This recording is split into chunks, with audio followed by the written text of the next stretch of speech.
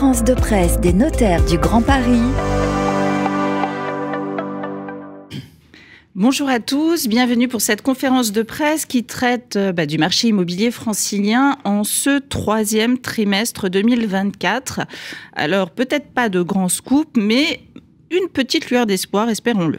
On est bien entré dans une crise qui elle-même est ancrée depuis maintenant 7 trimestres consécutifs et nous espérons tous avoir atteint malheureusement les points les plus proches des niveaux les plus bas historiques. Si on atteint les plus proches, voyons la lueur d'espoir, peut-être va-t-on rebondir enfin. Bref, le constat est le même maintenant depuis plus de 2 ans. On a des volumes toujours en baisse. Alors fatalement, si on se compare à 2 ans antérieurement, ça fait 39% de baisse de volume de vente de logements anciens en ce troisième trimestre 2024. Pourquoi ? Parce que 2022 a été un des pics, mais ça veut dire 18 000 ventes en moins, comme un indicateur renforcé de l'état d'esprit des franciliens. Alors ce francilien, comment se comporte-t-il ? En tout cas, quel est son état d'esprit ? Il est attentiste, mais il est également inquiet face à des annonces qui sont toujours plus fortes, que ce soit au niveau des communes, parlons de Paris et de son fameux pastillage, ou au niveau du gouvernement et cette fameuse loi de finances annoncée qui déciderait de l'augmentation des droits de mutation à titre onéreux de 0,50%, c'est-à-dire 500 € d'augmentation de taxes par tranche de 100 000 € d'acquisition. Ce n'est pas négligeable. Au niveau national, ce sont moins de 800 000 transactions constatées, 780 exactement, qui sont enregistrées sur 12 mois. Elles étaient 1 200 000 ces transactions en 2021. Le neuf étant aussi le secteur qui souffre énormément de ce marché immobilier en attente. La crise est sévère, la crise immobilière dure. En Ile-de-France, la baisse de volume de transactions au troisième trimestre est de 10%. Disons que ce chiffre de 10% sera celui à retenir pour ce troisième trimestre 2024, quels que soient les secteurs de marché. En matière de volume et en matière de prix, ça baisse, mais moins vite que le volume des transactions. Les prix vont baisser en ce troisième trimestre autour de 5% avec un mouvement ralenti d'ici janvier 2025. Autrement dit, du simple au double entre prix et volume. Alors, que peut-on souhaiter ? Évidemment que cette tendance s'inverse, évidemment qu'une reprise de l'activité s'amorce enfin. Tout ça, ce sont des vœux, ce sont des souhaits. Il faudrait pour cela une amélioration de la solvabilité des acquéreurs, donc deux possibilités, une baisse des prix ou une baisse plus franche des taux d'intérêt. Ce trimestre, le vendeur qui réussit à céder, ce n'est pas celui qui a choisi de vendre. C'est encore un vendeur contraint par les 4D. Décès, dette, divorce et maintenant DPE. N'oublions pas qu'en janvier 2025, les appartements anciens notés G ne seront plus louables. Mais la course après la baisse n'est pas une bonne solution. Ce n'est pas un conseil à donner à ce vendeur. Plus le bien reste suspect, plus il reste en vente, moins il se vendra et plus longue sera la transaction. D'ailleurs, en matière de transaction, c'est bien ce que l'on constate dans nos études. Des tensions, des difficultés à sortir les dossiers. Et là, pour le coup, on ne peut pas infliger ce reproche aux banquiers. C'est une relation entre vendeur et acquéreur qui est de plus en plus tendue. Alors, face à cette envie, mais surtout ce besoin de se loger, il faut répondre à ces attentes des franciliens qui sont vraiment attachés au souhait d'acquérir. Ça, nous les notaires, on le constate. Il faut donc envoyer des messages porteurs, notamment en inscrivant ce marché dans un climat de certitude, ce qui n'est pas le cas. Les incertitudes planent, que ce soit au niveau fiscal, on vient de parler de la hausse des droits de mutation à titre onéreux, des incertitudes urbanistiques, on sait que se profilent les élections municipales et donc des permis de construire de moins en moins obtenus, des incertitudes bancaires, on nous avait promis un taux d'intérêt à 3% d'ici la fin de l'année, on ne le voit pas venir, et des incertitudes financières. Notre invité du Club notarial de l'immobilier en témoignera également. Donc cette dynamique, disons-le clairement, n'est pas vraiment accompagnée. C'est donc aux vendeurs et acquéreurs de se mettre en adéquation avec un marché. Sinon, ce bien ne se vendra pas et on n'aura pas d'activité reprise. La hausse des droits de mutation, certains, n'est pas un bon message. En tout cas, pas un message positif, disons-le. Alors, non pas que l'accroissement de la charge financière soit du double, même si elle n'est pas négligeable, il n'en demeure pas moins qu'il est entendu, et encore une fois, pas de façon très optimiste. Qui va en supporter le coût, les frais et surtout le moral ? C'est notre primo-accédant. Or, notre primo-accédant, c'est quand même le maillon premier de la chaîne de ce marché immobilier. Aujourd'hui, il peine toujours à obtenir un financement de ses projets. Donc du coup, il hésite de plus en plus à s'engager dans le long terme. Et fatalement, cet aménagement fiscal ne va pas l'aider. Même si on a parlé de rétropédalage avec une petite exception pour ce primo-accédant. Alors, parlons maintenant de chiffres et accédons au graphique. Vous pouvez voir que cette baisse d'activité n'est pas un leurre. Depuis 12 mois, on enregistre une baisse d'activité de 19% de volume en un an et de 5,3% qui impacte les prix toujours sur une année. Les volumes de vente qui atteignaient déjà au premier trimestre des niveaux les plus bas historiques se poursuivent. On est aux alentours des chiffres de 2009 en volume. Disons-le, quelques années auparavant, autrement dit une quinzaine d'années avant. Ce sont 103 020 transactions enregistrées, je parle presque à voix basse tellement c'est faible. Cela ne correspond évidemment qu'à un niveau de volume contraint, encore une fois, des vendeurs qui n'ont pas le choix de vendre. Et si on le compare à 2022, on est sur un chiffre de moins 39%, qui n'est pas insensible. Alors elle inquiète évidemment cette baisse d'activité, et elle semble pour le moins sévère, elle a perduré. Peut-être qu'on aura quelques lueurs d'espoir en disant qu'on aurait touché le fond et que les jours meilleurs vont venir. Qu'en est-il des prix ? Regardons les graphes. Ils avaient baissé en un an de 7,1% au deuxième trimestre. Ils baissent de 5,3%. Encore une fois, un ralentissement de la baisse. Néanmoins, sur le volume, on constate qu'on est du simple au double et vous voyez bien que la baisse des prix n'est pas suffisante pour relancer une activité sereine. J'en parlais tout à l'heure. Lors de nos rendez-vous, on voit bien que les tensions sont présentes. Alors l'attentisme bride certainement l'activité, mais il n'y a pas que l'attentisme, c'est aussi cet acquéreur qui peut un peu brider l'activité parce que lui aussi il est en difficulté financière, on l'a expliqué pourquoi, mais du coup les relations sont extrêmement compliquées, les négociations sont longues, on l'a dit dans nos offices pendant les rendez-vous, quelquefois on a des négociations qui interviennent après l'obtention de l'offre, après même les négociations évidemment qui sont intervenues parce qu'il y a eu quelques petites surprises, voire même la veille d'un rendez-vous de signature de l'acte de vente, je ne parle pas de la promesse de vente. Tout ça, évidemment, ne se fait pas dans le sourire, la joie et la bonne humeur, ce qui veut dire que ces ventes contraintes, elles sont contraintes par le vendeur, elles sont un peu serrées pour l'acquéreur. Côté volume, plus précisément, parlons du logement Île-de-France. Donc le voilà, ce volume. L'activité continue de reculer, mais à un rythme un petit peu moins marqué. Je ne sais pas s'il y a une lueur d'optimisme, mais un petit peu moins marqué. Donc nous sommes donc à espérer qu'on approcherait des plus bas niveaux. Par rapport au même trimestre un an auparavant, les ventes de logements anciens ont baissé de 32% au troisième trimestre 2023. Regardez, 27% au quatrième trimestre, on baisse encore un peu, 22%, 17% pour le ralentissement au deuxième trimestre, et là on atteindrait les 10% de transactions au troisième trimestre 2024. Le mouvement, s'il est lancé en ce sens, on pourrait espérer qu'au quatrième trimestre, il sera impacté de la même façon. Un mouvement de baisse ralentie. Alors certes, la baisse des volumes se modère, mais on ne peut pas annoncer un rebond, on ne peut pas annoncer, on l'espérait, une reprise. En tout cas, regardez encore une fois, en 2 ans, ce recul est de 39%, ce qui est loin d'être négligeable. Les chiffres concernant les appartements anciens à Île-de-France. Donc on l'a dit, on a un repli de l'activité pour l'appartement ancien Île-de-France. Je vous ai parlé tout à l'heure des 10-10-10. Alors, c'est 75 000 ventes enregistrées, un recul annuel de 19%. Comparé au trimestre précédent, on est sur une activité ralentie de 11%. Si ça fait donc 7 trimestres en baisse, c'est donc vraiment une crise qui dure, qui se réaffirme, qui est longue, qui s'est installée. On espère en voir le bout du tunnel. Concernant l'activité, on l'a dit, elle est en baisse, elle se ralentit un petit peu. Concernant les prix, ils sont en recul également, mais cette baisse est également ralentie de façon sensible. On atteignait les 7,9% de baisse au premier trimestre 2024, ça a été ramené à 6,6% au deuxième trimestre, et on est à une baisse constatée de 5,2% au troisième trimestre 2024 en Île-de-France. Si on retient la variation brute en 3 mois, on verrait même une évolution de près de 0,8% sur les appartements anciens Île-de-France. On se retrouve au niveau de mi-2019. Le prix s'afficherait en ce troisième trimestre à 6 850 € le mètre carré quand on était au troisième trimestre 2022. Vous voyez bien qu'on n'est pas du tout sur les mêmes ordres de valeur. Qu'en est-il des chiffres à venir ? D'ici janvier 2025, que va-t-il se passer? Le même mouvement, ça baisse, mais ça ralentit dans sa baisse, si je dois faire un résumé. Et quels que soient les secteurs, c'est ce qu'on disait entre nous juste avant de commencer, au niveau volume, retenons le chiffre de baisse de 10% un peu partout, et au niveau des prix, environ 5% un petit peu partout sur la région Île-de-France.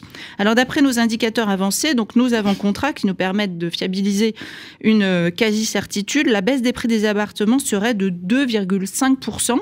Sur l'ensemble des appartements anciens qui seraient vendus en Île-de-France d'ici janvier 2025, on l'a dit, au troisième trimestre, on est à moins 5,2% d'activité en un an, ce qui voudrait dire que le chiffre du prix mètre carré serait de 6 150 €. Qu'en est-il des maisons? Pas de surprise, baisse en volume et en prix.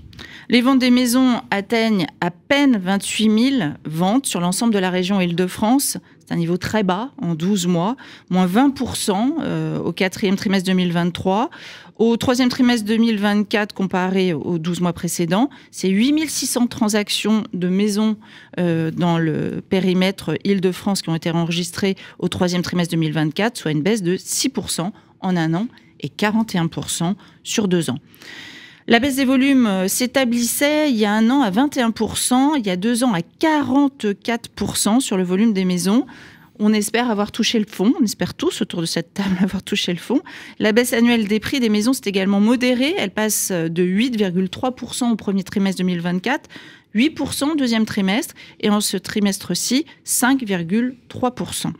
Encore une fois, c'est typiquement le marché qui a le plus subi la crise. D'abord parce que nos Parisiens sont peut-être allés en grande couronne et petite couronne et visiblement s'y sentent bien. On pensait qu'il y aurait peut-être un retour, un exode rural. Absolument pas. Donc du coup, le volume de transactions est vraiment très très très bas, sachant que c'est un marché qui n'est pas avec une volumétrie extraordinaire. Et ça va d'ailleurs se traduire dans les cartographies dans quelques instants qui sont très blanches. Qu'en sera-t-il du coup d'ici janvier 2025 ? Les projections sont à peu près les mêmes. On a eu une hausse saisonnière des prix cet été, qui correspond à la saison, et j'allais dire ce qu'on retrouve à peu près année après année. Rien d'extraordinaire. Néanmoins, cette évolution de tendance ramènerait la baisse annuelle des prix des maisons à 3,3% en janvier 2025. Elle était de 5,3% au troisième trimestre 2024. Est-ce qu'on peut s'en réjouir? Pas vraiment. Le prix d'une maison ancienne en Île-de-France s'afficherait à 325 800 €. De façon très générale, on a parlé de l'ensemble du marché sur l'Île-de-France. Alors, on va faire un petit focus. On va se concentrer maintenant sur le marché parisien et de Petite Couronne. Je donne la parole à mon confrère Thibaut Gallo-Lavallée. Bonjour à tous, merci Élodie. Nous allons maintenant donc regarder avec précision, en zoomant un petit peu sur Paris, puis la Petite Couronne. Alors, concernant Paris, je ne sais pas si on voit le graphe, le nombre d'appartements anciens vendus a baissé de 15% sur 12 mois, s'établissant à 25 160 ventes. La baisse, si on regarde trimestre 2023 par rapport à trimestre 2024, c'est-à-dire le troisième dont on parle, la baisse est de 11%. Si on compare toujours les trimestres avec le troisième trimestre 2022 par rapport au troisième trimestre 2024, donc le trimestre que l'on analyse, eh bien, la baisse est de 35%. La baisse est constante. Le volume que l'on a au troisième trimestre est proche de son plus bas historique. Le plus bas historique correspondant au volume au moment de la crise des subprimes, 2008-2009.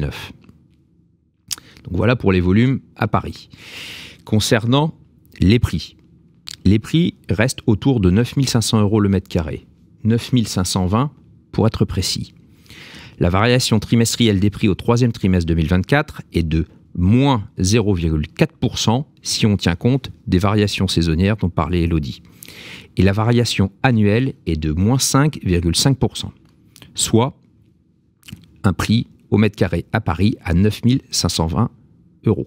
On n'a pas d'effet JO pour l'instant. Pardon ? On n'a pas d'effet JO pour l'instant. Pas tout à fait. Peut-être l'effet JO et la simple stagnation.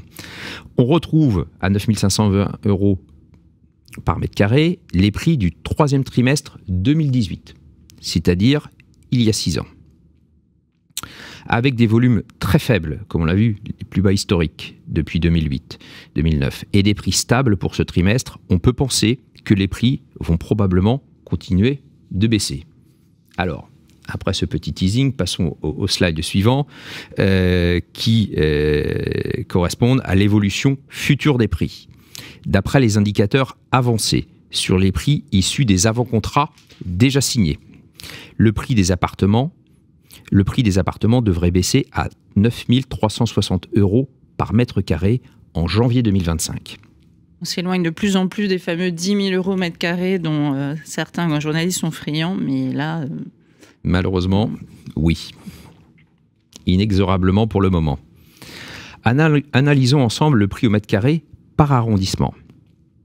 On remarque un grand croissant plutôt à l'est, allant du 18e pour le nord jusqu'au 15e pour le sud, donc quasiment tous les arrondissements périphériques à l'exception du 16e et du 17e arrondissement, où on trouve des prix inférieurs à 9 000 € par mètre carré. Les deux arrondissements à plus de 13 000 € sont le 6e et le 7e arrondissement, le 6e restant l'arrondissement le plus cher à 13 600 € par mètre carré. Est-ce que c'est dû seulement à des Parisiens qui rachèteraient, ou est-ce que les étrangers ont un impact justement sur ces prix? Alors le 6e, on sait classiquement c'est toujours l'arrondissement le plus cher, mais est-ce qu'il y a un petit impact étranger tout de même? Oui, Elodie, tu as parfaitement raison, ta question est pertinente. On remarque dans ces deux arrondissements que ce sont quasiment les deux arrondissements où la part des étrangers est la plus forte dans les acquéreurs. Quasiment un acquéreur sur 4 dans ces deux arrondissements sont des étrangers. 22,3% pour le 6e, 22,5% pour le 7e arrondissement. Ouais, c'est beaucoup. Ce qui est énorme et ce qui peut-être explique le maintien des prix dans ces deux arrondissements. L'arrondissement le moins cher est le 19e arrondissement à 7 710 € par mètre carré. Alors, quelle est l'évolution? Une fois qu'on a fait le constat, l'évolution est la suivante. Pour faire simple, tous les arrondissements de Paris ont enregistré une baisse, plus ou moins importante, mais ont enregistré une baisse. Et on remarque que les arrondissements les moins chers sont ceux qui connaissent les baisses annuelles de prix les plus marquées. Et justement, parlant de plus cher, moins cher, est-ce que tu peux nous dire par quartier à peu près quel a été au troisième trimestre 2024 le quartier le plus cher? Alors, le quartier le plus cher au troisième trimestre, on retrouve, comme je le disais, c'est le quartier des Invalides, donc dans le 7e arrondissement, à 16 030 €. Et le quartier le moins cher est celui de la Chapelle à 6 970 € par mètre carré. Ouais. Donc voilà le constat tant sur le volume que sur les prix pour Paris. Abordons maintenant la petite couronne. Je ne sais pas si vous avez le slide, oui, il est là.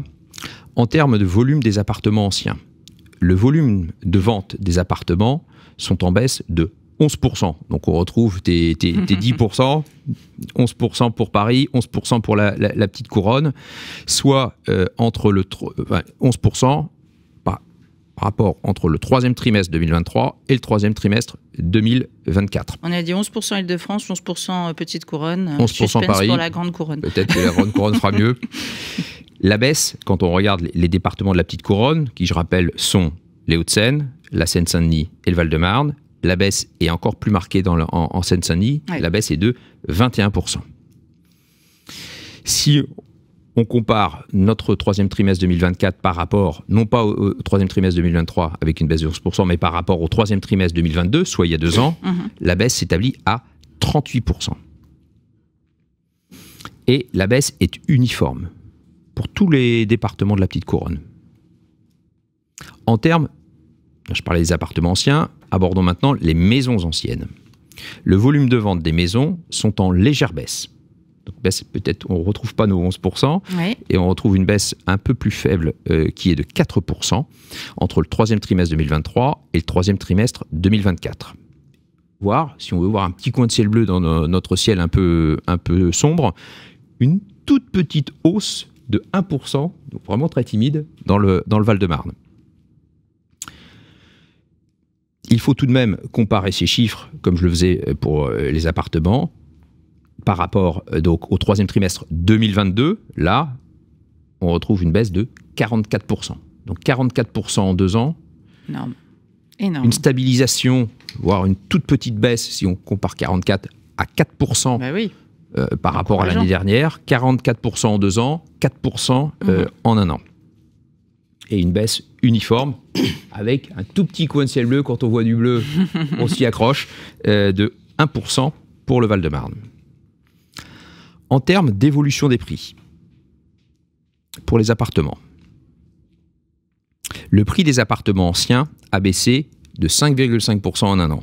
Donc on retrouve de façon assez cohérente cette baisse également, comme à Paris, sur les prix, pour se placer juste en dessous de 5 000 € par mètre carré, à 4 940 € par mètre carré. Cette baisse est homogène dans l'ensemble des départements de la Petite Couronne. Moins 5,6% pour les Hauts-de-Seine et la Seine-Saint-Denis, moins 5,3% pour le Val-de-Marne. Quel va être l'avenir pour les mois à venir? D'après nos indicateurs avancés, la baisse annuelle des appartements devrait être un petit peu moins forte. C'est pas facile, donc une baisse moins forte, ça ne veut pas dire une hausse pour autant. Ça veut dire un adoucissement de la pente à moins 2,1%, soit un prix à 4 880 € par mètre carré. Les prix résistent. Il n'y a rien à dire en Petite Couronne, comme à Paris, comme en Île-de-France. Comme en Île-de-France, exactement. Alors, on a une petite carte qui vise les communes de la Petite Couronne. Là, on voit que la tendance baissière est tout à fait globale. Juste peut-être pour commenter quelques communes que je connais un petit peu, les communes chics de la Petite Couronne, que sont Neuilly à l'ouest et Vincennes à l'est, c'est assez intéressant, connaissent des prix plus élevés que les arrondissements parisiens dont ils sont limitrophes. Pourquoi ça donc? T'as une explication? Alors, j'aurais une explication peut-être un petit peu chauvine pour Neuilly, mais je pense qu'il y a quand même une qualité de l'habitat, une qualité de vie, un urbanisme assez cohérent, des constructions qui correspondent plus à des attentes de clients, qui sont des appartements plutôt récents avec des balcons, des terrasses, des petits bouts de jardin, donc peut-être une envie de verre qui se retrouve plus facilement à Vincennes, proximité du bois de Vincennes, et Neuilly, le bois de Boulogne, peut-être plus que dans un 9e ou 10e arrondissement où l'habitat est très urbain et beaucoup plus dense. Tout à fait. Alors, en termes de prix des maisons, la variation annuelle, je ne vais pas reprendre moins 5,5, moins 5,2, mais on y est quasiment. Et cette baisse est homogène dans les 3 départements de la Petite Couronne. Moins 5,1 pour les Hauts-de-Seine, moins 5,2 pour la Seine-Saint-Denis, moins 5,4 pour le Val-de-Marne. Il est à noter, si on veut toujours garder un petit coin de ciel bleu malgré le ciel qui est sombre, que pour le 3e trimestre 2024, il y a une hausse corrigée des variations saisonnières de 1,2%. On retrouve un peu notre saisonnalité estivale qui permet de modérer la baisse annuelle des prix. Alors, concernant les maisons, c'est vrai que c'est pas facile toujours de commenter, puisque c'est quand même pas un marché qui est très grand. On parle un petit peu de micro-marché.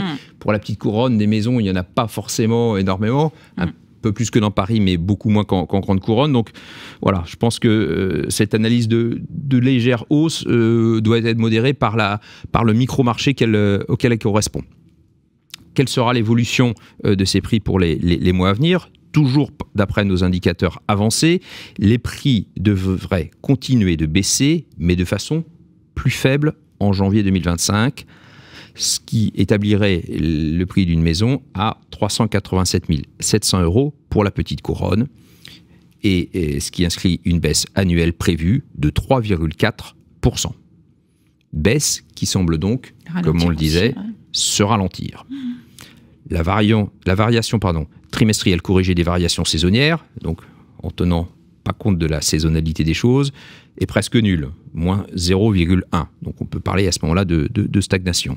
Donc encore une fois, c'est pas parce que arriverait-on Ben voilà, c'est pas parce que les prix se stabilisent que malheureusement ça va relancer l'activité du marché. Non, c'est même, j'aurais tendance à dire ce que disait régulièrement Thierry de Salle, les volumes précèdent les prix.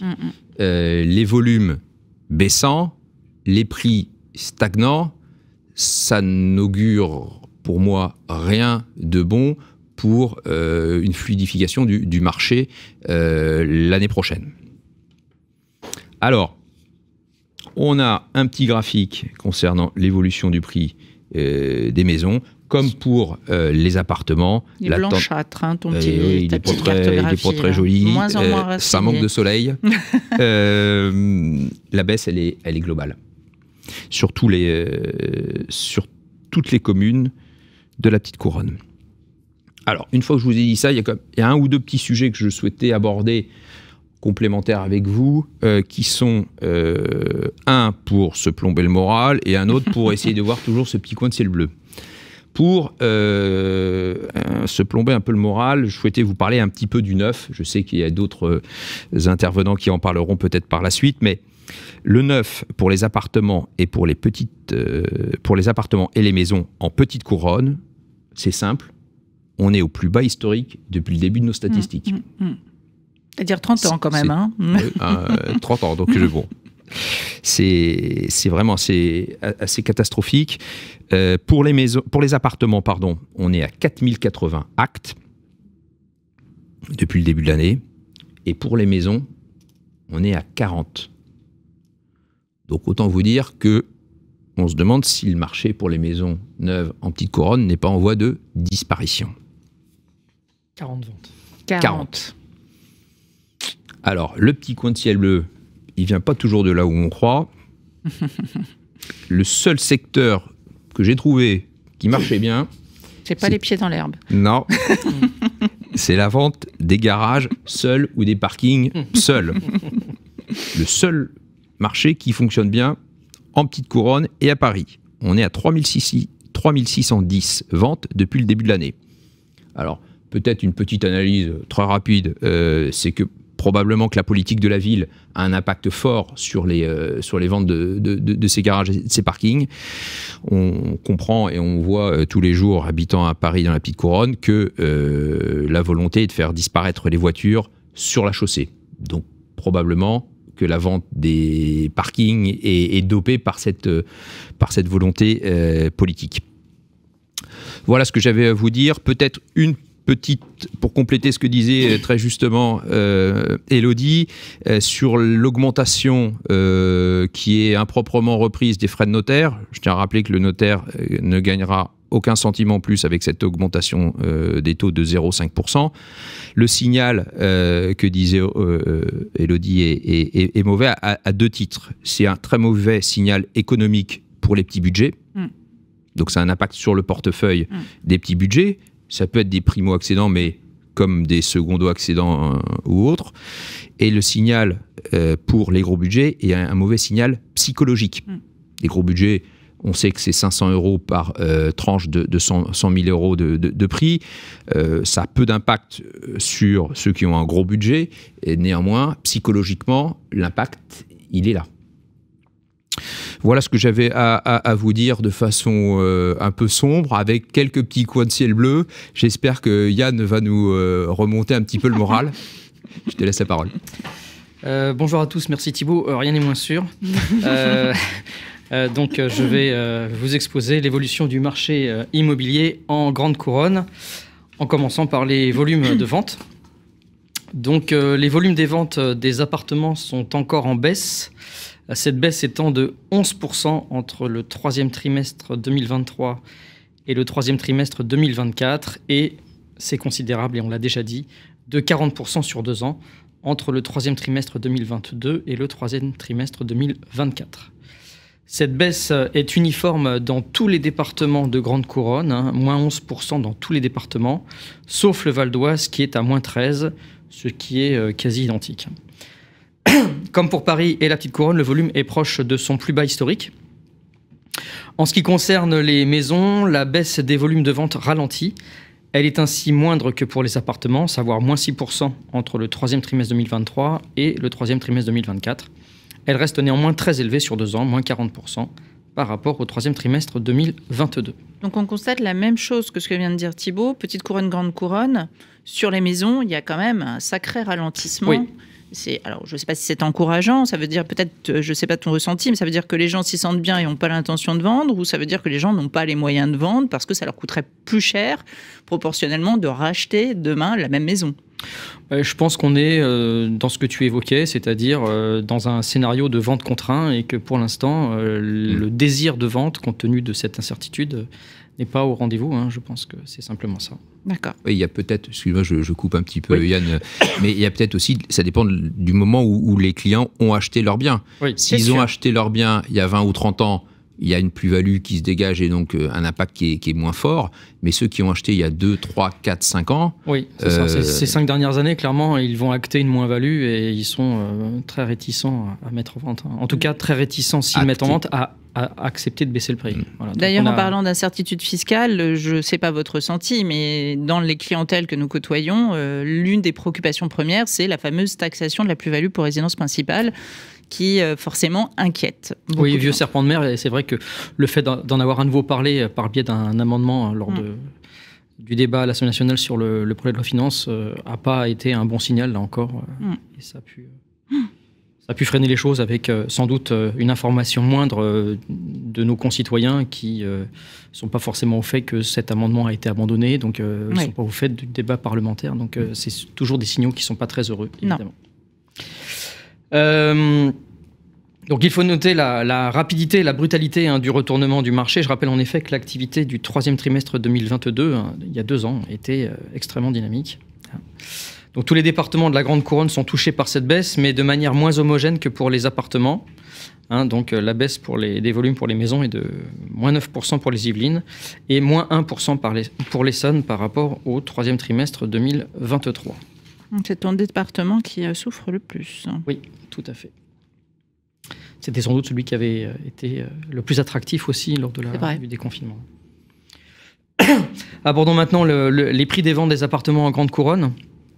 Donc les prix des appartements ont baissé de 4% entre le troisième trimestre 2023 et le troisième trimestre 2024, comme c'était déjà le cas entre le troisième trimestre 2022 et le troisième trimestre 2023, pour se placer à 3 220 € le mètre carré. Les prix sont toujours en baisse, et ce, dans tous les départements. Et d'après nos indicateurs avancés, la baisse annuelle des prix devrait s'amoindrir dans les prochains mois, et les prix devraient se stabiliser, en phase avec un ralentissement de la baisse des volumes, avec un prix prévisionnel de 3 190 € le mètre carré en janvier 2025. Une pause sur les prix devrait même être constatée dans le Val d'Oise dès janvier 2025. Espérons que ce soit annonciateur de l'atteinte du plateau bas. Le prix au mètre carré d'un appartement en Grande Couronne s'établirait ainsi en janvier 2025 à 3 990 € dans les Yvelines, 2 940 € dans le Val d'Oise, 2 800 € dans l'Essonne et 2 780 € en Seine-et-Marne. Les prix au mètre carré standardisés des appartements anciens par commune en Grande Couronne. Donc les baisses sur 1 an sont constatées, là encore, dans tous les départements. Dans le détail, les prix au mètre carré des appartements en Grande Couronne sont marqués par une grande disparité entre les départements et dans les départements entre les communes. Ainsi, certaines communes voient leur prix baisser moins que d'autres et tendre vers une stabilité, voire exceptionnellement augmenter. C'est le cas de Melun avec une hausse de 5,8% en 1 an. Parmi les communes les plus significatives que vous constatez sur le graphique qui vous est présenté, Poissy recule fortement à moins 6,1% et Versailles, malgré une baisse de 5,9% des prix sur 1 an, reste de loin la commune la plus chère de Grande Couronne avec 6 580 € le mètre carré. Les prix des maisons en Grande Couronne. Ont baissé de 5,4% entre le troisième trimestre 2023 et le troisième trimestre 2024, avec un prix de 307 300 €. Cette baisse des prix est présente, là encore, dans tous les départements, de façon relativement homogène, les Yvelines étant le département qui baisse le moins, moins 5,1%, et le Val d'Oise, celui qui baisse le plus, moins 5,8%. Le prix des maisons anciennes en Grande Couronne s'élève ainsi à 406 300 € dans les Yvelines, 310 200 € dans l'Essonne, 301 500 € dans le Val d'Oise et 258 800 € en Seine-et-Marne. Là encore, d'après nos indicateurs avancés, la baisse annuelle des prix sur un an devrait s'atténuer pour s'établir à 3,3% sur l'ensemble de la Grande Couronne, contre une baisse de 7,8% à même époque l'an dernier. On constate une certaine disparité entre les départements. La baisse devrait ainsi être de 3,9% dans les Yvelines, contre 1,7% dans le Val d'Oise. La Seine-et-Marne et l'Essonne baisseraient en revanche de manière homogène, 3,4% pour l'un et 3,5% pour l'autre de baisse. Les prix des maisons en Grande Couronne s'établiraient ainsi en janvier 2025 à 394 600 € dans les Yvelines, 302 800 € dans l'Essonne, 298 700 € dans le Val d'Oise et 251 700 € en Seine-et-Marne. Les prix standardisés des maisons anciennes par commune en Grande Couronne. Il y en a un petit peu plus en volume qu'en Petite Couronne, mais bon, oui. Ça ralentit. Oui, fort heureusement. 40 ventes dans le neuf en Grande Couronne.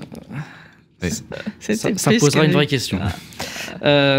Tout comme pour les appartements, les prix des maisons en Grande Couronne sont marqués par une certaine disparité entre les départements et les communes. On constate ainsi, entre le troisième trimestre 2023 et le troisième trimestre 2024, de fortes baisses à Draveil dans l'Essonne, moins 11,7%, à Herblay dans le Val d'Oise, moins 11,5%, à Pont-au-Combo en Seine-et-Marne, moins 8%, et dans une moindre mesure à Rambouillet dans les Yvelines, moins 5,3%. Ces baisses sont plus conséquentes qu'ailleurs, comme vous le constatez sur le graphique. D'autres communes voient au contraire leur prix globalement se stabiliser, moins 0,7% à Ozoir-la-Ferrière en Seine-et-Marne et moins 0,4% à Sainte-Geneviève-des-Bois en Essonne, et certaines même légèrement augmentées, plus 1,3% à Conflans-Sainte-Honorine dans les Yvelines et plus 3,2% à Comble-la-Ville en Seine-et-Marne, ce qui peut laisser penser, là encore, que le plateau bas pourrait être atteint. Et qu'est-ce qu'on attend, à ton sens, que penses-tu du marché de la Grande Couronne? Quelle va être la tendance à venir? Est-ce qu'on peut espérer, ça y est, qu'on a touché les plus bas et qu'on n'ira pas plus bas? On peut le penser. On peut penser qu'effectivement, le ralentissement de la baisse des volumes et des prix pour atteindre enfin un niveau plancher stable serait atteint, puisqu'on a, comme le disait Thibaut et comme tu le disais, Élodie, un ralentissement de la baisse. Ça n'est pas encore une hausse, mais c'est un ralentissement de la baisse. Alors, des questions demeurent néanmoins. Touche-t-on réellement à la fin de la baisse des volumes et des prix? La question se pose évidemment compte tenu du caractère dégradé et incertain du contexte économique national et européen, et Dieu sait que c'est d'actualité, du contexte politique national et du contexte géopolitique international. Et puis, si le point bas enfin était atteint, quel sera le rythme de la croissance à venir? Les prix n'ont sans doute pas suffisamment baissé, comme tu l'évoquais, pour que les volumes de vente repartent à la hausse. Nous devrions donc au mieux avoir une croissance lente. Voilà. Ce qu'on espère. Donc, on va peut-être illustrer cette conclusion de Yann par deux petits focus, sur la solvabilité des acquéreurs et ensuite un autre sur les caractéristiques des profils vendeurs-acquéreurs. Ça va pas vous surprendre sur les profils, on ne le voit pas tout de suite, mais sur les profils, rien d'étonnant. On vous a dit que le vendeur il était contraint, donc ça doit être un profil type 4D, sans vouloir être désobligeante. Et profil acquéreur, voyons comment cet acquéreur se dépêtre de cette situation. Il est sur le marché, mais a-t-il suffisamment de solvabilité pour pouvoir acheter? Alors, de ce qu'on a l'impression, nous, dans notre clientèle, c'est que l'envie d'acheter, elle est là. Elle est un peu réfrénée, évidemment, par le contexte, on l'a dit, par un climat d'incertitude avec des signaux qui ne sont pas très encourageants. On attendait beaucoup après un contexte politique très incertain, puisque la dissolution de l'Assemblée nationale n'a pas été d'un engouement pour relancer le marché, soyons honnêtes, d'ailleurs pas que le marché immobilier, mais on attendait un accompagnement politique et fiscal, soyons transparents. Il n'est pas venu, et pire, ça a créé un climat d'incertitude certaine. On l'a dit, le message de la hausse des droits de mutation à titre onéreux n'est pas un bon signal donné à un acquéreur, combien même ne serait-il pas primo-accédant. Et d'ailleurs, c'est ce que à mon avis, va révéler le Focus 2. Alors, la solvabilité des acquéreurs, c'est très étonnant. Enfin, c'est pas très étonnant, ça suit les chiffres du marché. Évidemment qu'il y a eu une phase qui a été très compliquée parce qu'on est parti de janvier 2022 avec des taux d'intérêt très faibles, un marché qui augmentait, mais proportionnellement, le prix mètre carré était presque $1 à l'acquisition, puisqu'on prêtait pas cher. Est arrivé un point d'accroche en août 2023, où là, on est arrivé au pic. Et encore une fois, comme dirait Thibaut, bleu à l'horizon. Alors, évidemment, c'est pas un contexte idéal de solvabilité. On n'a pas retrouvé 50% de solvabilité, on va pas se mentir. Mais on récupère, si on compare à 2023, compare à 2022 avec des plus hauts historiques, forcément, ça fait mal. Mais si on constate à août 2023, c'est plutôt encourageant. On pourrait même récupérer jusqu'à 50% de la surface. Le tout en chiffres, comme vous le voyez sur le Focus. Donc, on a eu une phase de durcissement avec un accès au crédit qui était très compliqué. Les banquiers serraient les vannes. Les dossiers de crédit n'étaient pas suivis. Même pour des bons dossiers. Mais même pas instruits, quelquefois. Oui. Moi, je me souviens, il y a des clients qui disaient « ça sert à rien. De toute façon, j'aurais pas mon crédit. » Même d'excellents profils. Moi, j'ai eu des chirurgiens dentistes qui avaient un très beau cabinet qui... Zéro, rien. Qui n'ont pas pu, on leur a pas octroyé le crédit. Tout à fait. Là, il faut être honnête, le banquier a ouvert les vannes. En tout cas, peut-être pas de façon aussi importante qu'on l'aurait souhaité, mais il joue le jeu. L'accès au crédit s'est fluidifié. D'ailleurs, c'est relaté dans le taux de crédit octroyé sur l'année passée. C'est en hausse. Mais évidemment que cette baisse des taux, elle n'est pas suffisante. Parce qu'à partir du moment où on n'a pas d'aide, d'accompagnement fiscal, il y a deux possibilités pour encourager cette solvabilité. Soit les prix mètre carré sont moins chers et en effet, je peux acheter. Soit le taux d'intérêt est revu à la baisse. On a fait des promesses. On nous avait dit qu'en décembre 2024, Tipeee pourra, c'était sûr, enfin presque sûr, ça l'est de moins en moins, on arriverait à un taux de 3%. En septembre, on est à 3,31%, ce qui fait une baisse de 0,31 points en 9 mois. Pas dire que ce soit la grande révolution, mais le banquier quand même étudie les dossiers et on voit les dossiers de crédit. Contrairement à août 2023, on a de moins en moins de refus de crédit. C'est-à-dire qu'il est instruit, et quand il est instruit, c'est que c'est du sérieux, et ça va jusqu'au bout. Alors évidemment, compte tenu du choc des taux et d'une baisse de prix accumulée de modérée, très modérée, d'environ 10%, le mouvement d'amélioration de la solvabilité, il est à la fois partiel, alors certes, il progresse, mais partiel, que partiel. La mensualité, donc concrètement, elle avait atteint un pic à l'été 2023, je vous l'ai dit, et elle devrait reculer de 8,9% pour les appartements et de 10,2% pour les maisons en janvier 2025. Ça permettrait de regagner des surfaces en mètres carrés. Donc au choix, 9,3 mètres carrés en plus pour les maisons, c'est pas négligeable, 5,3 mètres carrés pour les appartements, si on compare encore une fois à l'été 2023 à janvier 2025. Donc si le volume des crédits nouveaux à l'habitat a fortement chuté depuis 2 ans, il n'en demeure pas moins que la capacité de financement s'en ressent. Et donc, conséquence logique d'une solvabilité de l'emprunteur qui est en baisse. On doit reconnaître que les dossiers de crédit sont facilités, sont plus ouverts, sont plus instruits, qu'il y a des critères d'exception que vous connaissez qui sont de plus en plus... Alors, on a le droit d'aller dans l'exceptionnalité jusqu'à 20%, mais on n'y est pas au niveau bancaire, mais quand même, il y a de plus en plus d'instructions de dossiers. Il y a de moins en moins de garanties. On était arrivé à une inflation de garanties sur un crédit que l'on a de moins en moins. En revanche, la meilleure des garanties pour un banquier, c'est le cash, autrement dit, c'est l'apport. Donc, il est certain que celui qui est plus favorisé, si on parlait de primo-accédant, c'est celui qui aura un coup de pouce de ses parents, de sa famille, avec des prêts familiaux qui permettront d'avoir un apport un peu plus conséquent. Du coup, voyons le profil des vendeurs-acquéreurs. C'est l'objet du focus numéro 2. On va commencer par le profil des vendeurs. C'est pas une grande surprise que vous dire que pour 38,5% d'entre eux, ce sont des retraités. Le D de dette, ce sont donc un profil qui n'arrive pas à boucler ses fins de mois avec sa retraite. Ce sont des gens donc c'est une proportion qui a augmenté de 6 points en 2 ans et de 10 points en 15 ans. C'est un peu triste. C'est bien donc le dé de la dette qui semble s'être encranché dans ce malheureux camembert. Et derrière eux, très vite, on retrouve les cadres pour 24%. Alors, est-il utile de rappeler qu'en Ile-de-France, un couple sur 2 se sépare ou divorce, qui correspondrait, entre guillemets, à cette catégorie socio-professionnelle. Alors, peut-être juste, Élodie, peut-être un tout petit point peut-être complémentaire par rapport à ce que tu dis.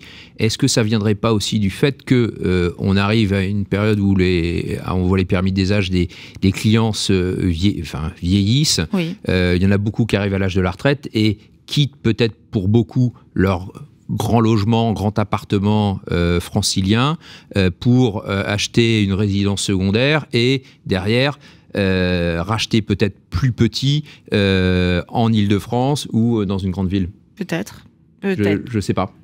Alors, on va voir que le profil d'acquéreur, ce ne sont pas des retraités. Bon. 50% de ce profil vendeur a plus de 60 ans et 34% ont entre 40 et 60 ans. Donc, c'est les 2 D dont je parlais, dette et divorce, entre guillemets, séparation. Donc, a priori, ce sont des secondo-accédants qu'on voit partir, en tout cas, qui vendent davantage. L'âge médian des vendeurs, c'est celui-là peut-être qu'il faut plus retenir, est de 61 ans. On a augmenté de 10 ans par rapport à 2009. Qui sont les acquéreurs ? Alors, en introduction, je vous avais dit que ceux qui avaient le plus de mal à se retrouver sur le marché immobilier sont les primo-accédants. C'est sans surprise que vous allez retrouver en cadre 39,8% de ceux qui vont acheter, c'est-à-dire 13 points de plus qu'il y a 15 ans. Ce sont des professions intermédiaires pour 26,8% d'entre eux et 20,3% ont moins de 30 ans. On l'a dit, ce sont ceux qui sont un petit peu plus aidés. 31,2% entre 30 et 40 ans. Là, pour le coup, ce sont des gens qui sont dans la vie active. Et 21% ont entre 40 et 50 ans, donc un peu plus établis. Bref, de 2022 à 2024, la part des acquéreurs de moins de 40 ans a baissé de 5 points. Et l'âge médian est passé de 38 à 40 ans. Donc, on n'est pas sur un profil primo-accédant de 20 à 30 ans. Ce n'est pas une grande surprise, les chiffres correspondent exactement à nos ressentis dans les études.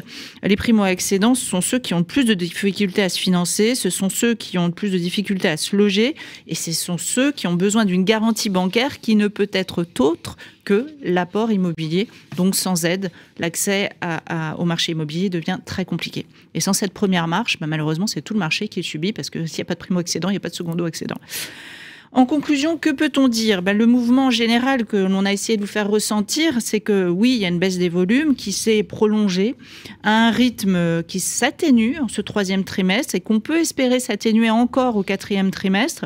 Donc autrement dit, encore une fois, une baisse ralentie, modérée. Les volumes de vente restent toutefois très bas. L'année 2024 devrait être en recul par rapport à l'année 2023, c'est pas une surprise. Et par rapport à 2022, bien entendu. Du 3e trimestre 2023 au 3e trimestre 2024, les volumes de vente ont reculé de façon très homogène. Vous avez vu moins 11%, moins 11%. Il n'y a vraiment pas de surprise, quel que soit le segment de marché ou le secteur géographique. Et les ventes d'appartements cèdent 11% en Paris, Petite Couronne et Grande Couronne. Dans le même temps, le nombre des ventes de maisons recule un peu plus modérément, 6%, 4% selon la Petite Couronne ou l'Île-de-France ou la Grande Couronne, pardon. Et les volumes de vente des maisons anciennes ne sont donc pas très loin d'être stabilisés après 12 trimestres de baisse consécutive. 12 trimestres. Sur les maisons, oui. Alors, je sais que beaucoup d'entre vous ont espéré un frémissement, une reprise, mais on aimerait bien, on aimerait tous autour de cette table, mais c'est pas nous qui le disons, ce sont les chiffres. Alors, quitte à être un peu nombriliste, n'oublions pas que nous, les notaires du Grand Paris, on est à 100% collecte, on n'invente pas des chiffres, on ne vous fait pas part d'impressions, on vous atteste des chiffres qui sont constatés, certes au 3e trimestre, mais avec une projection en janvier 2025. Notre plus grand souhait à tous, c'est que l'activité reprenne. Encore une fois, il faut qu'elle soit accompagnée. Si elle n'est pas accompagnée, on reste dans un climat d'incertitude qui n'est absolument pas bénéfique, qui crée de l'angoisse ou de l'attentisme. Et encore une fois, notre ressenti, c'est que les acquéreurs, eux, ont envie d'y aller, ont envie d'acheter. Mais le problème, c'est que le marché du logement ne s'ouvre pas à eux de façon aussi facile. Je vous remercie beaucoup de votre attention. Je vous donne rendez-vous pour le Club de l'immobilier dans quelques heures, enfin 1 heure exactement. Notre invité, Christian de Kerangal, directeur général de l'Institut de l'épargne immobilière et foncière, sera là pour parler d'épargne. Et puis notre prochaine conférence de presse qui traitera du 4e trimestre aura lieu pendant les vacances scolaires le 27 février 2025. j'espère vous annoncer que ça y est, le fond a été atteint. À bientôt, merci. Et maintenant, on passe aux questions. Madame Le Monde, une petite question? Oui, j'ai 3 petites questions. La première... attendez. Je vais commencer par celle-ci. Est-ce que vous ressentez que les banques se battent pour essayer d'avoir des clients, que la grande concurrence qu'il y a toujours eu sur le marché du crédit immobilier est en train de revenir? Ou est-ce que vous avez l'impression qu'elle reste assez tranquille et qu'en fait cette pause dans la concurrence se prolonge? La deuxième question, c'était sur Melun. Comment est-ce que vous expliquez ce qu'il a subi? Voilà. Et alors, attendez. Ma troisième question. Bon, écoutez, non, je la trouve plus. Ça reviendra plus tard. Voilà. Yann, tu veux parler des crédits? Alors, les crédits... Ou Melun, oui, t'as raison. Alors, les deux, et puis on partage. Sur Melun, je vous avoue ne pas avoir d'explication. Peut-être... que la baisse a été plus significative à un moment et qu'à ce titre, l'effet rebond intervient plus tôt. C'est l'explication que je peux donner. Sur les crédits, non, moi je ne constate pas une reprise de la concurrence acharnée entre les banques. Elle est peut-être plus grande que l'attentisme qu'on a connu. Enfin, l'attentisme était tellement attentiste, excusez-moi l'expression, que finalement on en revient à un comportement normal de commerçants que sont les banquiers. Mais je ne trouve pas que ce soit la bataille des taux entre les établissements. Non, il n'y a pas vraiment de bataille pour l'instant sur les taux. Néanmoins, on constate quand même que le prêt immobilier reste un produit d'appel pour les banquiers, puisqu'après ils peuvent vendre des services, ils fidélisent des clients. Donc, ils étaient vraiment très, très en retard, je crois, sur leurs objectifs 2024. Ce qui fait que pour la deuxième partie de l'année, même si ce n'est pas pile poil la moitié, mais à la rentrée depuis septembre, on voit quand même une envie pour les banquiers de prêter. Alors, dans des conditions bien encadrées, assez strictes, mais une envie de prêter, moi, que j'ai constaté dans mes dossiers. Après, peut-être juste pour dernier petit point sur la projection. On pourrait se dire qu'est-ce qu'on pourrait dire pour les mois à venir. Là, en venant dans le métro, je regardais un petit peu un article concernant les taux d'emprunt à 10 ans pour l'État français qui a été supérieur à celui de la Grèce hier. Ce qui laisse pas forcément présager économiquement une belle perspective pour les taux d'emprunt, puisque les OAT servent de référence pour, il n'y a pas que, mais servent de référence pour les taux à venir. J'ai peur que la baisse des taux que nous ont annoncé pour la fin de l'année, ce soit pas ça, et qu'il y ait même peut-être une remontée des taux importante, faible, je ne sais pas, mais j'ai peur que cette perspective soit pas bonne pour nos clients, pour les franciliens, qui ferait en sorte que le coût de l'opération d'un achat immobilier soit plus cher, et donc du coup encore un coup derrière la tête pour les acquéreurs. Mais peut-être que, Élodie, toi, tu... Moi, alors, pour répondre à la question de concurrence, nous ne constatons pas, je crois, à l'unanimité. On avait fait un petit tour de table, ce qu'on fait par habitude quand on prépare cette conférence de presse. De façon générale, il n'y a pas de concurrence. Le comportement, en revanche, du banquier a été un peu modifié. Tu l'as dit, il y avait un retard, disons-le très clairement, sur l'octroi de crédit. Donc, fatalement, il y avait des crédits à octroyer.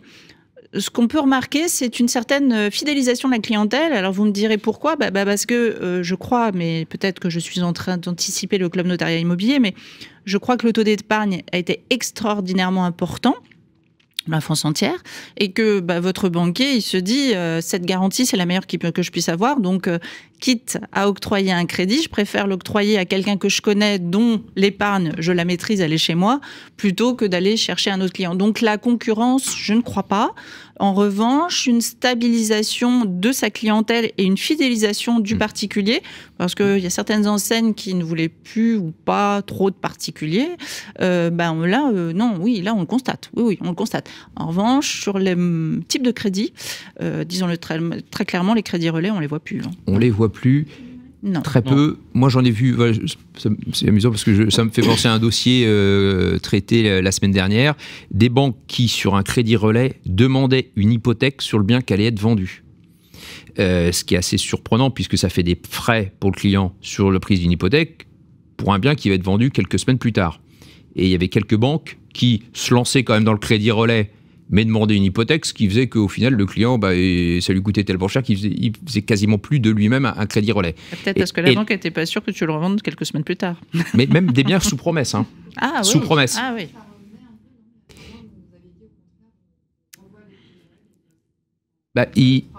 Ça revient, mais à des conditions qui étaient tellement strictes que, au final, ça c'est pas revenu. Et ce que j'ai constaté la semaine dernière, c'est pour ça que je vous en parle, c'est que la banque a accepté de ne pas prendre d'hypothèque sur le bien qui était en cours de vente. Simplement ce qu'on appelle un ordre révocable, c'est-à-dire une petite garantie que le notaire donne et qui permet à la banque d'être sûr d'être remboursée.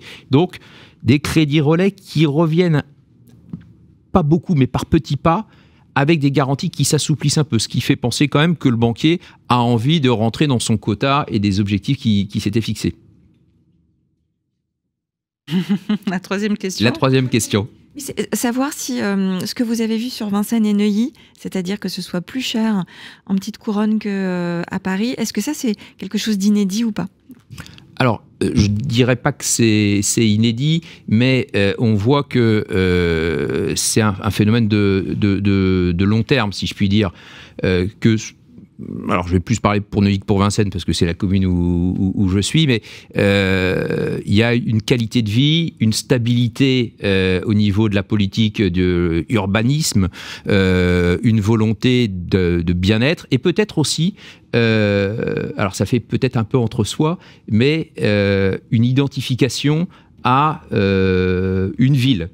Et probablement que dans un contexte où les gens sont un peu perdus, d'être identifié à une commune, à un entre-soi un petit peu du coup, mais ça rassure. Et on voit quand même une stabilité, une pérennité, une volonté politique qui dure depuis la fin de la Deuxième Guerre mondiale, qui est constante sur ces communes. Il n'y a pas d'évolution ou de mairies qui ont des projets, sont toujours des projets dans une continuité. Et je pense que cette stabilité rassure les clients. Alors moi aussi, j'ai trois petites questions. Elsa Dichary, Les Échos. La première, c'est j'ai l'impression que vous êtes moins optimiste qu'il y a 3 mois. Est-ce que je me trompe? Et si oui, qu'est-ce qu'il explique? Oui. La deuxième, c'est on avait parlé du fait que quand il y a eu la dissolution de l'Assemblée nationale, ça avait refroidi certains acheteurs étrangers qui se disaient oh là là, qu'est-ce qui se passe? Est-ce que, de nouveau, du fait du contexte politique un peu compliqué, ça refroidit les acheteurs étrangers ou est-ce qu'ils sont de retour? Et la dernière question, c'est sur l'emploi dans la profession de notaire, où vous en êtes, des plans de licenciement, voire des défaillances éventuelles d'office, sachant que déjà il y a 1 an c'était assez compliqué. À dire pour la question 3, comme tout le monde malheureusement. Je vais me permettre de répondre à la première question parce que j'étais là, comme dirait l'autre. Alors, je pense que notre message a été mal interprété parce que c'est pas du tout, d'ailleurs, si vous reprenez le dossier de presse, on n'était pas du tout optimiste. Pardon. Je pense qu'il y a eu un message qui ne vient pas de nous, qui a été fortement relayé, qui était un message peut-être trop optimiste. Nous, de façon très objective, on a bien dit les chiffres en volume sont pas bons, on va pas se mentir. On peut pas dire qu'au moins 44% de volume en 2 ans, ce soit l'euphorie, ou alors, je sais pas, il faut les lire autrement. En revanche, ce qu'on avait dit, c'est qu'il y avait des signaux qui auraient pu permettre d'encourager. Et notamment, le premier signal, c'était la dissolution de l'Assemblée nationale. C'est sûr que c'est une incertitude politique, c'est pas très agréable. Ça n'a pas aidé avant les JO, ça c'est sûr. En tout cas, ça n'a pas relancé une dynamique dans notre marché immobilier. Mais le signal, c'était quoi? C'est que ça va changer et qu'il va se passer quelque chose et que là, ça y est, peut-être qu'on va être entendu. Alors quand je dis on, je parle pas du microcosme des notaires. Quand je dis on, c'est les acquéreurs qui, encore une fois, ont besoin de se loger. C'est pas juste un caprice. On a donné au fur et à mesure de nos conférences de presse des exemples tout à fait concrets, très tristes. Dans les 4D, on voit des jeunes, et je pense notamment des jeunes actifs qui sont obligés de se loger dans des campings. On voit des couples qui se séparent, qui sont obligés de réaménager l'appartement en faisant d'un 2 pièces un 3 pièces avec au milieu la chambre de l'enfant parce qu'on n'a pas les moyens de vendre, de rembourser la dette et de racheter de logements, voire même de louer de logements, parce que si évidemment le marché de vente-achat fonctionne pas bien, ben on se reporte sur quoi? Sur la location. Et là, la location, ça devient très compliqué, c'est très très contraint. Donc on avait des signaux positifs, l'encouragement des taux des crédits, on nous a annoncé plusieurs fois la BCE, la baisse de ces taux. Donc on avait des signaux et encore une fois, le moteur numéro 1, c'est la volonté de vouloir vendre et la volonté d'acheter. Donc tout ça, on avait des signaux positifs en chiffres. On n'a jamais dit qu'on était très optimiste et qu'il y avait une reprise ou un rebond. Ça, en tout cas... oui. En tout cas, on a des incertitudes et pardon, mais quand on a un message qui vous dit alors la plus-value pour côté vendeur, on va peut-être la revoir et côté acquéreur, c'est acquis, on va revoir les frais à la hausse, autrement dit les taxes à la hausse. Je ne sais pas ce que vous entendez, mais moi, je n'entends pas qu'on soit accompagné. Encore une fois, quand je dis on, je parle vendeur et acquéreur. Et outre ça, si je peux me permettre, au-delà des chiffres sur la psychologie, Dieu sait que en matière économique, elle est importante. On est sorti d'une parenthèse de juillet avec une parenthèse assez heureuse pour tout le pays qui était inattendue, je pense. D'ailleurs, au niveau des FGO. Oui, c'est tant mieux. Au niveau des chiffres, d'ailleurs, il y a eu une petite... Oui. Il y a une petite pause sur la baisse à ce moment-là, d'ailleurs. C'est peut-être pour ça qu'on avait une impression de rebond, peut-être. Mais aujourd'hui, les signaux, ils sont quand même... puis vous le savez pertinemment, ils ne sont pas très heureux. Thibault en a parlé sur le taux d'endettement de la France, le coût de la dette et puis l'incidence que ça ne manquera pas d'avoir sur les taux d'intérêt. Ça peut évidemment donner des signaux, les taux de défaillance des entreprises. Enfin, je veux dire, le contexte a quand même bien changé. Et il faut voir, quand le ciel est sombre et qu'il y a un tout petit coin de ciel bleu, c'est vrai. On s'accroche tous au petit coin de ciel bleu. On est tous un peu pareils. Et donc, c'est vrai, et il faut peut-être aussi relativiser. Est-ce qu'on connaît un secteur économique qui connaît une baisse en 2 ans de quasiment moins 40%. Moi, dès que j'entends moins 3, moins 5, moins 8 dans certains domaines comme l'automobile ou autre, c'est la crise absolue. Là, on est à moins 40% dans ce secteur économique. Donc, c'est catastrophique. Et c'est catastrophique pour tous les franciliens. Parce que quelqu'un qui n'achète pas, c'est quelqu'un qui reste en location. Qu'est-ce que l'on voit? Et on n'en parle pas dans notre conférence de presse, mais le marché locatif. Le marché locatif est ultra tendu. Avec, en parallèle, des biens sur le marché qui existent, des biens qui sortent du marché, puisqu'ils sont mal classés, et à partir du 1er janvier 2025, ne pourront plus être loués.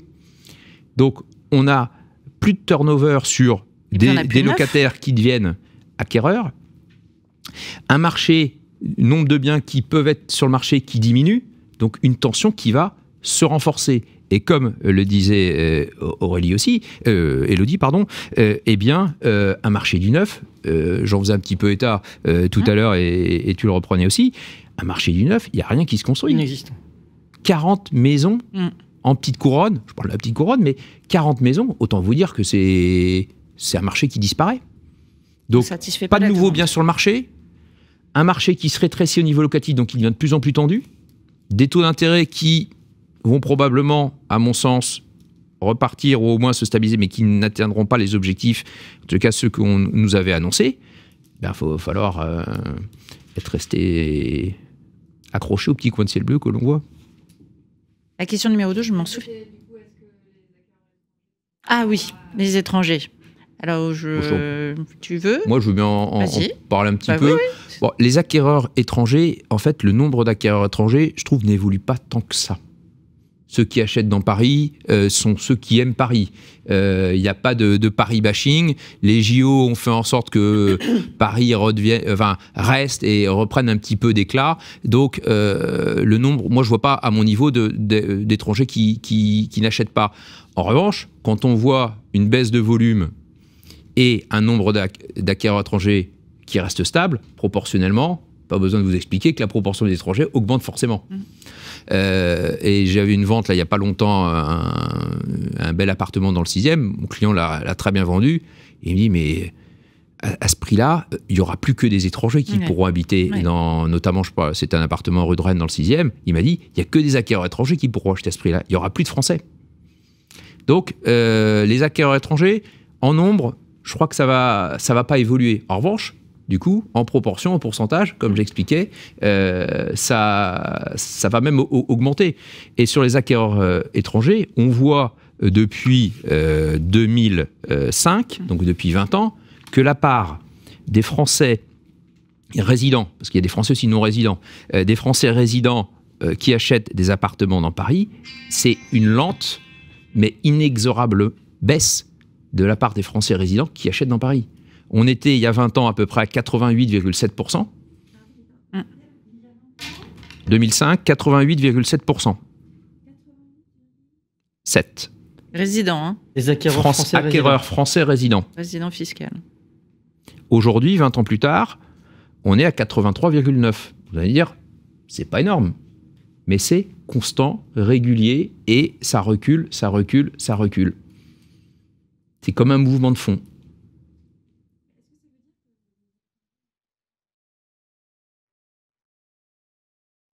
Alors, je me permets de relayer votre question parce qu'il n'y avait pas de micro. La question était de savoir si les prix sont entretenus par les acquéreurs étrangers. Je crois que oui, pour deux raisons. C'est que d'abord, ce sont eux qui ont plus de cash. Donc, il y a moins de difficultés pour les financements. Et ça, c'est un atout choc pour votre vendeur. Vous imaginez, là, on est face à des vendeurs contraints. Je vous renvoie au Focus 2. Donc, des vendeurs contraints, pressés, conditionnés. Une vente à la propre vente de l'acquéreur ou à l'obtention d'un crédit, c'est un risque supplémentaire qui pèse sur le vendeur. Et donc, fatalement, un vendeur, à choisir, il préfère un acquéreur étranger plutôt qu'un acquéreur résident fiscal français qui, potentiellement, va recourir à un crédit, en tout cas, ou même s'il renonce à la condition suspensive, va faire un financement, une condition, en tout cas, personnelle. Ça, c'est la première chose. Deuxième chose, c'est qu'on a vu dans le comportement de la clientèle étrangère un petit changement qui s'est resserré notamment après la dissolution de l'Assemblée. Ça a eu un impact fort psychologiquement pour les étrangers qui ont un pouvoir d'achat fort et qui se sont inquiétés de l'évolution politique de notre État.